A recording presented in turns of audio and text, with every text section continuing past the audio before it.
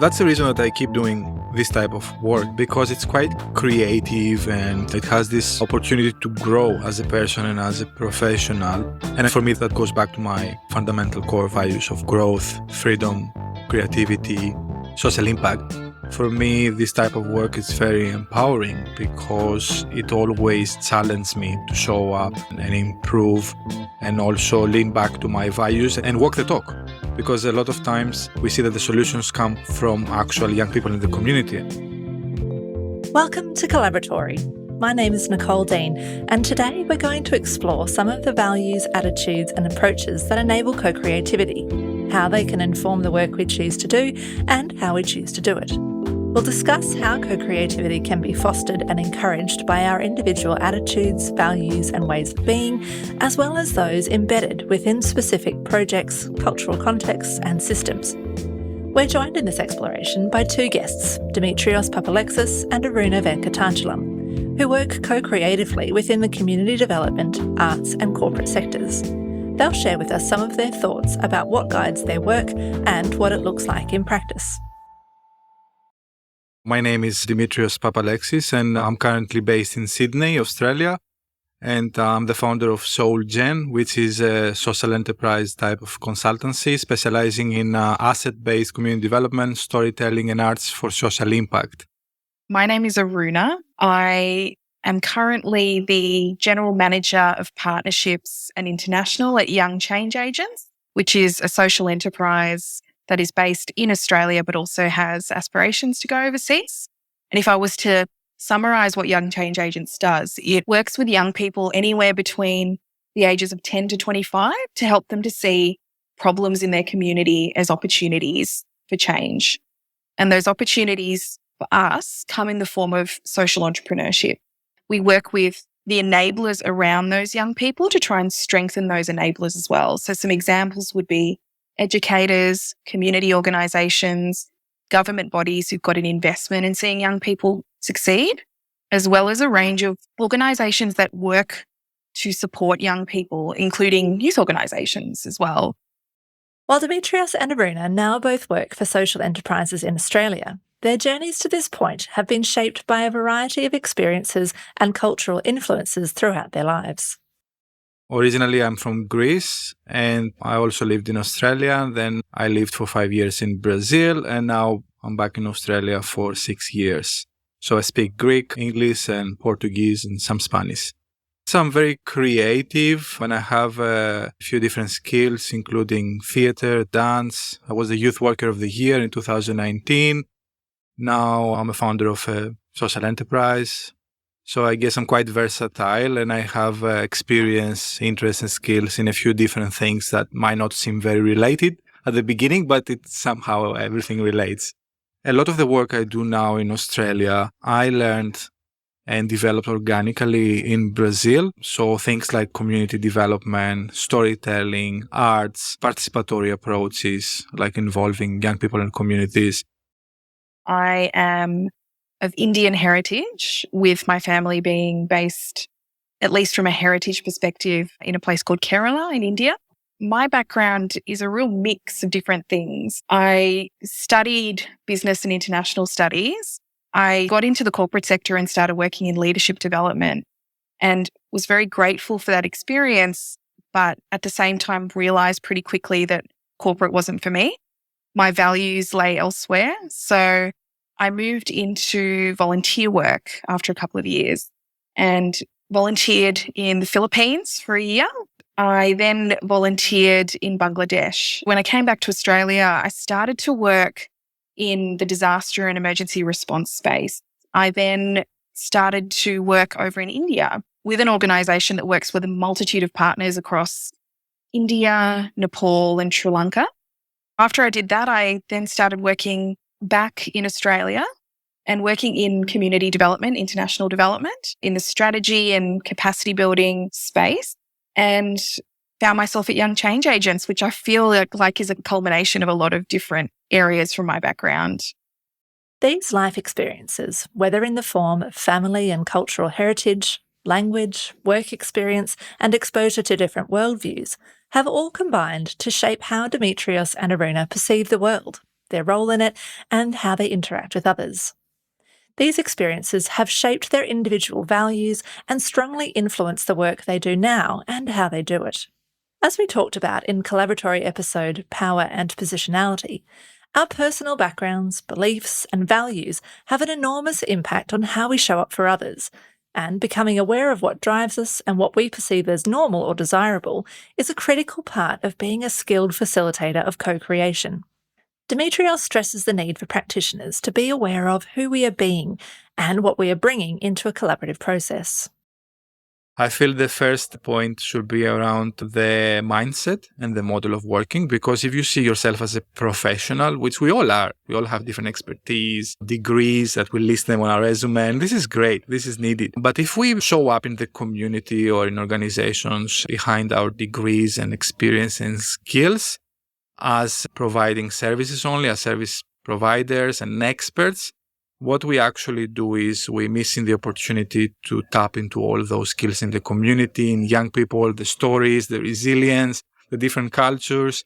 And it's a missed opportunity for us to grow more as people and as professionals, but also it's a missed opportunity for the type of co-creative work that can take place. So I feel that's the first shift that's required in our thinking and in the way we operate as professionals, that many people are embracing slowly. The realisation that we may need to look at the mindsets, values, and associated behaviours we bring to our co-creative work can be both confronting and liberating, knowing that it's how we show up to a process that can make or break how it turns out. Often, because these mindsets are a bit fuzzy and necessarily personal, they can be hard to talk about and reflect on, especially as they relate to our work. However, spending a little time reflecting on why we do what we do and what drives our behaviour can help us to be more intentional about the work we choose to do, how we choose to do it, and to be able to then make a change if we see that it's required. This can be uncomfortable in some cases and empowering in others, where you may realise that something you've been doing naturally, like being curious and asking questions, is a mindset that's very conducive to co-creation. On the other hand, you might realise that you like to control what's happening and are uncomfortable being in a space where there's no clear plan or pathway, which, when you're in a co-creative process, can limit your ability to be in that emergent space where much of the magic lies. In Dimitrios' work through his organisation SoulGen in Sydney, his values around creativity and drawing on individual and community strengths have shaped the tools and frameworks he uses in his practice. Some of those are asset-based community development, which is the opposite to service delivery and a deficit approach. Asset-based community development focuses on the different assets in the community, being the gifts of individuals, the physical assets, the culture, the environment, resources, and involves and invites young people and communities to be part of the change process. That means that we have to touch into power dynamics, into the way our community sector and public sector is organized in terms of funding. So it's quite disruptive, but also very powerful using those approaches like ABCD, asset-based community development, but also storytelling and ethical storytelling, and using arts such as playback theater when it comes to hearing the stories of the people and creating that sense of community and connection. For anyone who's not so familiar with asset-based community development, or ABCD, that Dimitrios has talked about, it's an approach that encourages us to identify the assets or strengths that are present for people and communities and build off those when designing and implementing a project, rather than only looking for what's wrong. First developed by John L. McKnight and John P. Kretzmann, it's a methodology that's been used and adapted by practitioners for the past 3 decades, and it's particularly effective at setting up the conditions for co-creation with community members. For more information about ABCD and how you might apply it, check out the links in the show notes for this episode. For Aruna Venkatachalam, working from a strengths-based approach is also foundational to how young change agents work. Combining her professional experience with her cultural background, she has also introduced a different way for the organisation to look at the idea of innovation. There's this beautiful concept in Indian culture, in Hindi actually, and this word called jugaad. And jugaad talks about innovation, but innovation through adaptation.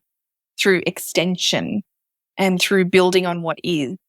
And that concept has been around for so many years, hundreds and hundreds of years.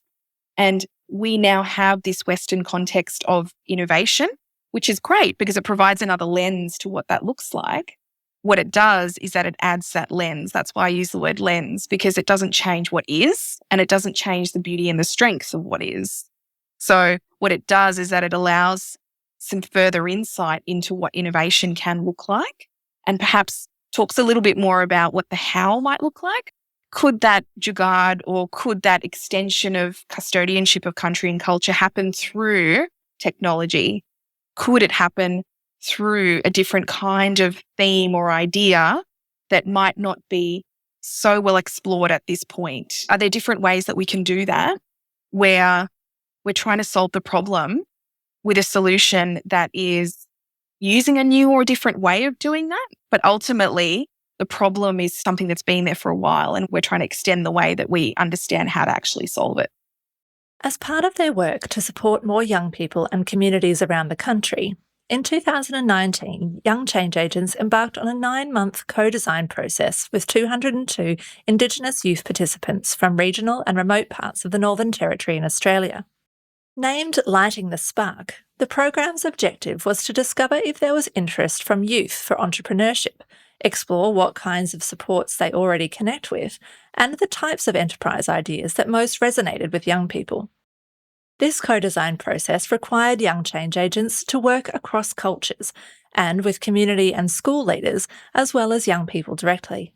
For Aruna, working on this kind of project required her and the organisation to understand both their own values and those of the people they wished to collaborate with if they were to work respectfully and effectively with each other over time. There are cultural values that need to be understood. So I think it's really important, firstly, to have a good sense of emotional intelligence, to be able to read how people like to communicate and being able to work to that and work with that.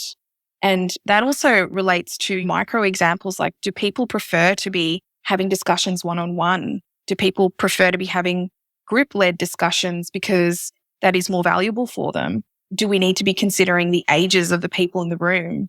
Do we need to be considering the way that the room is actually structured? Are we indoors or outdoors? Really specific types of examples like that. And then we're also talking about cultural intelligence as well.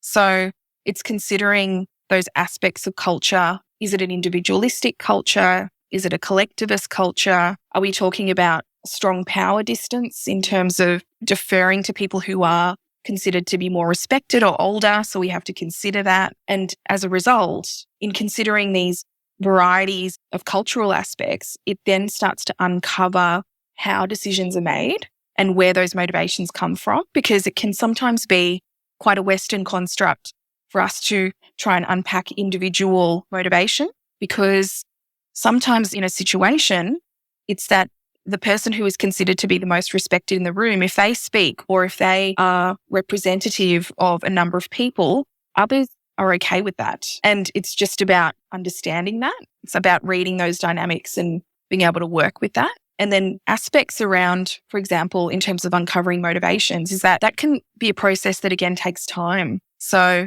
people's, just like I suppose you and I, our motivations change over time. Time gives us some wisdom and insight into what is actually driving that behaviour. And the other key is to understand in a very practical sense what kinds of initiatives people are already working on and what are the principles that are guiding the decisions that they've made to work on those initiatives, because that gives us a lot of insight into what is actually driving them.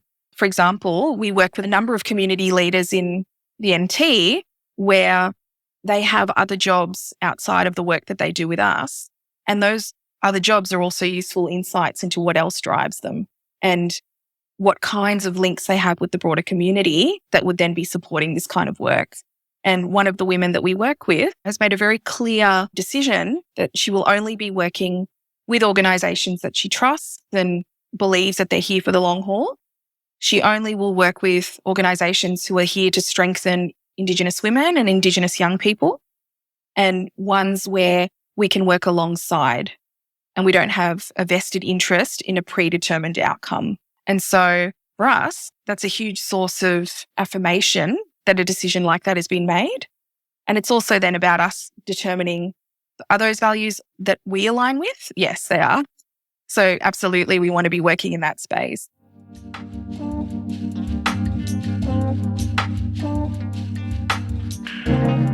Aruna's reflections show how an awareness of our own and others' cultural values can be integral in how we enter into co-creative relationships and set up an environment of trust and respect. For more ideas of how Aruna and young change agents have been intentional in doing this, have a listen to our episode, Building Trusting Relationships. Along with cultural values that stem from our families and communities, we also know that organisational cultures and the systems we work within can greatly influence how we work and interact with others. Dimitrios Papalexis has seen this at play in the work he does with social change organisations and funders. If we look from a systemic perspective, sometimes organizations hate dealing with uncertainty. They have particular outcomes. We're operating under an outcome focus in our sector, and there is a whole funding stream, target early intervention. It's all about outcomes. There are KPIs, there is pressures, and sometimes people focus on the objective. And this is where, as consultants and practitioners, we start raising questions and initiating conversation around process versus outcome. And sometimes the actual process of it's the actual outcome.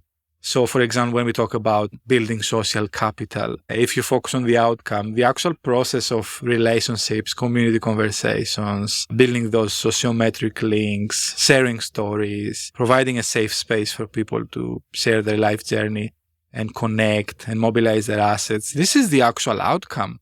So you cannot get outcomes if you don't honor the process many times. And I feel part of our role as, facilitators and change enablers is to raise some awareness around the importance of the process and those soft skills that are not really soft. They are very essential in terms of facilitating people-led social change and social impact.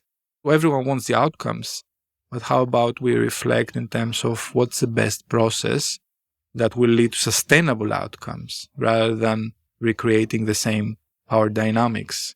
So in ABCD, we say we move at the speed of trust and the speed of relationships. So applying that to working with different organizations who are outcome focused, there are many different points around that. So the first is that, according to my understanding, people who are in the sector is because originally, or they still have those values.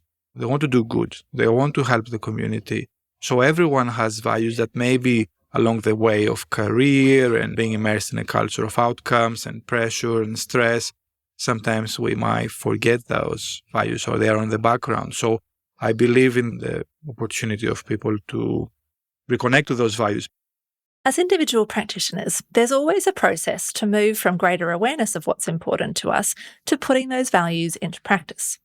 In his work with young people in Sydney, Dimitrios has had many experiences of having to work through what putting his beliefs into action actually takes. Recently, I was invited to run a series of podcasting and storytelling workshops. And the whole idea was to bring podcasting as an innovative resource in that community so they can share refugee stories, but in a participatory way. So they want to train people from refugee background to be the hosts so they can interview other people from refugee background to identify youth-related issues and opportunities and talk about their experience. A great project indeed, and I was very honored to be involved in that. However, what happened throughout the workshop is that we had people from different generations showing up, different age groups, which was great in terms of diversity and intergenerational project, but we also came across some dynamics. Even the fact that myself, I'm not from speaking Arabic, or I'm not from that culture. So this came up because some of the participants were not aware. So the interesting thing in that process is that it required for me as a practitioner to pause and to face what's happening in the present moment. And what happened was that besides my skills in conflict resolution and facilitation, young people start becoming the mediators. So young people started translating and interpreting. They were interpreting what I was trying to teach and also what the other guest speakers were saying.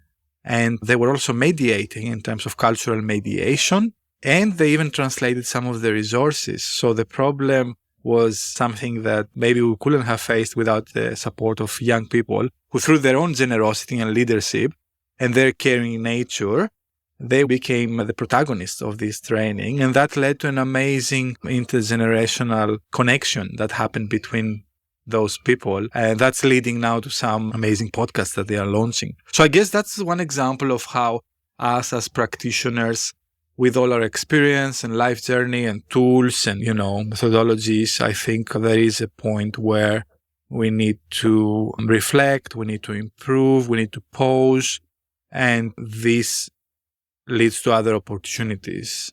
It's a very different approach than thinking that we have all the answers, and any program we have, we solve all the issues. There is no such thing, I feel.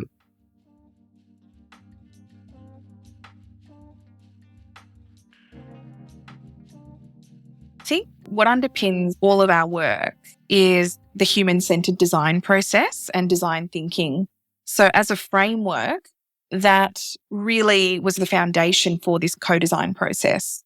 And so we were asking exploratory questions that tried to use divergent and convergent thinking to support people to think bigger, think broader, and to come up with a range of different alternatives or solutions, then converge that into something concrete that they could move forward with.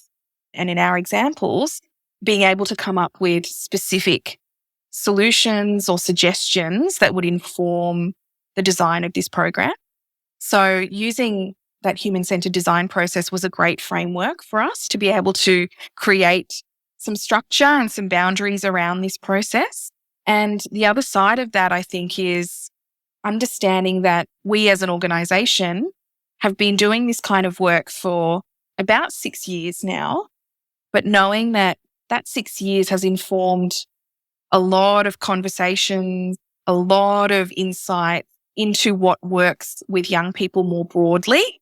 And so we were able to bring some of that thinking into the design of this program and taking a strengths-based approach, thinking about what have we already developed that would actually satisfy what these young people are asking for. So where can we start from a base level where some of that existing thinking will really support what they're asking for and what they say that they need.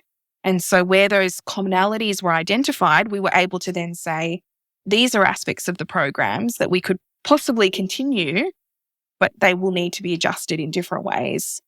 And then in the ways that the program was adjusted, that absolutely considered country considerations. So what I was describing before around language and culture, role models, being able to ensure that there was a strong sense of place and storytelling as fundamental principles of the program, a strong sense of identity building and pride in identity, building that into the program, and then building also an understanding of how young people in the room, in programs moving forward, actually link to each other.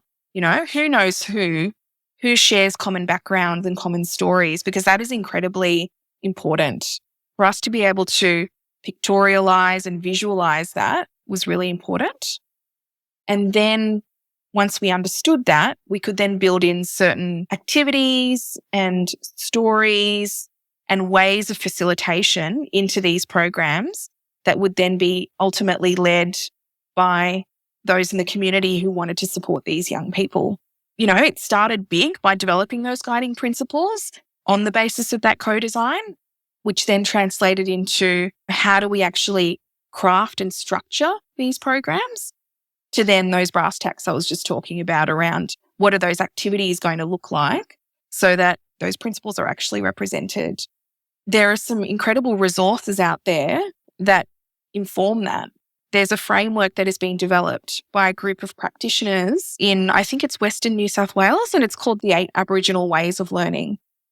And there are multiple frameworks that have been developed by incredible organisations in WA, in Victoria, in Queensland around the ways that Indigenous communities learn. But I would stress that each of those different aspects that have been developed, they're all very place-based.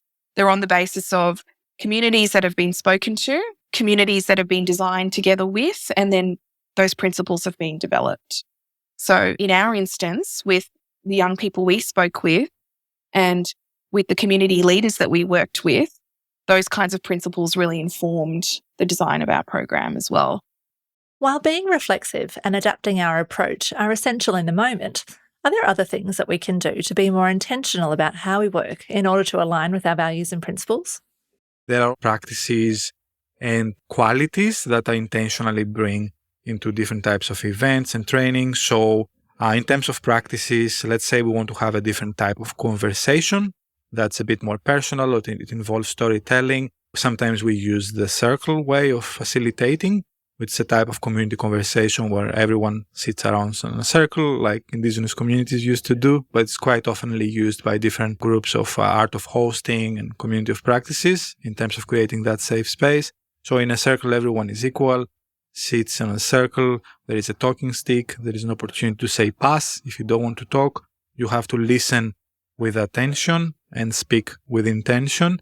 And it creates automatically this more grounded way for people to connect to their emotions, their stories, their values. And I use that actively and I teach that. I feel like active listening is very therapeutic and creates that safe space. Many times we say we listen, we talk about listening. I find myself many times not listening, like not walking the talk. And I have to pull myself back and say, what's happening?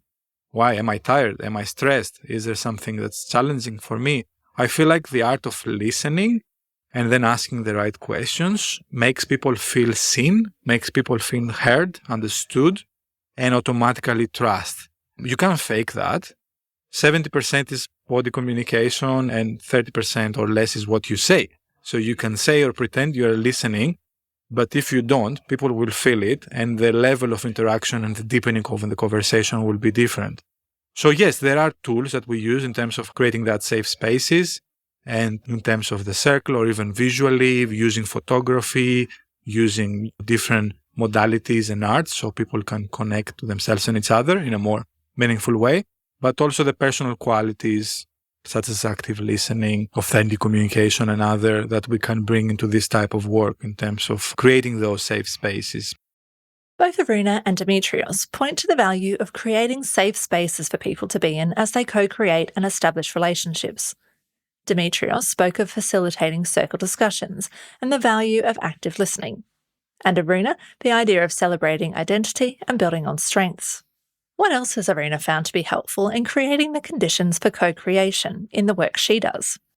What creates that safe space as well is role models who are from that community, who can lead by example and who can share their stories. And this aspect of storytelling is hugely important as well. When I'm talking about, for example, working together with Indigenous leaders and young people, being able to have role models in the room who can share their own stories, share their own struggles, share how they've gotten through those struggles with some really live examples is very powerful. And doing that in a way which is culturally appropriate also means, for example, having, say, male identifying and female identifying leaders in the room who can speak to their experiences of living and growing up on country, working on country and what that means. Being able to frame the kinds of work that young people are doing in culturally appropriate ways. So talking about, for example, the fact that young people are learning these skills because they are the custodians of their country and their culture. And what they're doing is not creating something new, but they're extending a story of entrepreneurship that's been going on for 60,000 years. And it's just been called something different. And so this is about extending the stories of your grandparents, of your aunties, of the people that you know, and giving you a space to be able to build on those stories with your own experiences, but know that you're going and strengthening what's come before you. It actually makes me emotional thinking about it because it's so powerful. And what it means is that it immediately creates this sense of place, and it ensures that what Indigenous young people are working with is they're working with people from their own communities and identifying the strength that already exists. Working with those links is really critical. And so that cultural linkage and that cultural understanding is so important. If we can see that certain mindsets and values can help to create the conditions for co-creation, how might we learn these mindsets and practices ourselves? Are they innate qualities we have or don't have, or are there things that we can learn as we go? Dimitrios shares his insights from years of practice. I think for some people it just comes natural. It's the way they think, the way they work. But also, that's why we talk about unlearning. A lot of the things we learn at uni and in our first positions in the community sector are quite different to the skills required for this type of work. And I'm not saying that universities and organizations don't use these frameworks, but unfortunately, we see more of the other type of service delivery rather than this more aspirational capacity building work. So I feel like it requires a lot of unlearning because sometimes you don't know what you don't know. So I guess if you don't know, you just do your best and you might become frustrated. You might have small wins, but you do your best with what you do. But as soon as you have opportunity to come across something that makes you pause and reflect, I think then you have a bit of space of opportunity to have a personal reflection on your values and the way you work. And then I feel like it's a process because even if you start developing that capacity working in the sector, like myself at the beginning, you will come across a lot of blocks, a lot of dynamics, a lot of different agendas, and a whole system that sometimes is not favoring this type of work. So then it requires different skill sets and supports and communities of practice and connections. So you are able to navigate that and to stay true to your values. It's not an easy journey, but it's also not easy to keep doing something that you don't believe or it's not empowering. Well, as Dimitrios says, some people may be naturally wired for collaboration. It's within each of us to shift our mindsets and reconsider our driving beliefs and values to better enable us to do things like listen deeply, be comfortable in the unknown, or the big one of being able to leave our egos at the door. It may look different for each of us, but the process always starts by looking within and then taking action to learn as we go. Yeah, it comes down to the opportunity to come across something that will inspire you in a different way. When people get the space and the time and they're immersed in an experience that's sometimes it's life-changing for them, then that facilitates the process of working in that way and thinking in that way and that mindset shift. So I feel like it's not about knowing the right thing or the theory. Everyone knows that. Everyone says the right things, on their mission values and vision statements and strategic planning and promotions. Everyone says the right things, but until you are immersed in a space where you have an opportunity to experience the power of this type of conversations, storytelling, asset mapping, participatory approaches, it's very hard to experience that shift. So I feel like change happens through experience and people have to be willing to enter that space because, of course, change takes time. It's not easy. And until you experience participation yourself, you won't be able to fully apply that in the community until you experience the power of storytelling and all these approaches that we are advocating for. It's hard to believe on it. So you can invest time, so you can reflect, so you can redesign your program, so you can tweak your strategic planning and start implementing this type of work. In ABCD, we talk about the gifts of head, which is all the knowledge, heart, which is the emotions, the values, and the hands, which is the doing. So we need to be moving, we need to be doing, we need to be sharing, we need to be connecting, I guess, if we are to be immersed in a change process that will inform our way of thinking and disrupt the traditional way of operating. And I don't think people get enough opportunities of that because we do get busy trying to solve all the issues, which is important. But when they do, people experience a lot of insights and transformations in terms of the way they think, their values, and also the power of connecting with other people who have similar passion and values and stories and getting that support. What happens is then we talk about hope. So then people become more hopeful that perhaps there is something we can do to enjoy more the work that we do because everyone is working hard. Don't take me wrong, and everyone has the best intentions. But I also feel it's important for this work to be meaningful and enjoyable for people and people to feel empowered where they work to be able to apply those approaches. And I feel that it also requires a fundamental shift in our system in terms of the values. We need to come together and to push for this type of approaches that are more co-creative and build capacity and enabling. So that becomes the new world that we want to co-create and we want to see. And with that, we come to the end of this episode of Collaboratory. Thanks for joining us as we explored what values have motivated Dimitrios and Aruna and discussed what attitudes, mindsets, and behaviours have enabled their co-creative practice. We hope you've enjoyed the conversation and would love to hear your thoughts and reflections about how values and mindsets have shaped your own practice. Drop us a line at collaboratorypodcast@gmail.com. This episode of Collaboratory was written and edited by Maya Haviland and Nicole Dean. Series producer Maya Haviland. Audio engineering by Nick McCorriston. Music made especially for us by Seprock. Additional research and production support by Yichen Lee. Collaboratory is produced on the lands of the Ngunnawal, Ngambri and Ngunnawal people. We pay our respects and ongoing gratitude to the custodians past, present and future of the lands on which we work and of the knowledges from which we learn.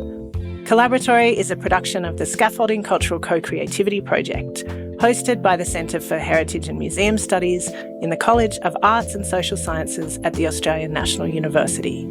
Funding is generously provided by the Australian National University Translational Fellowship Scheme.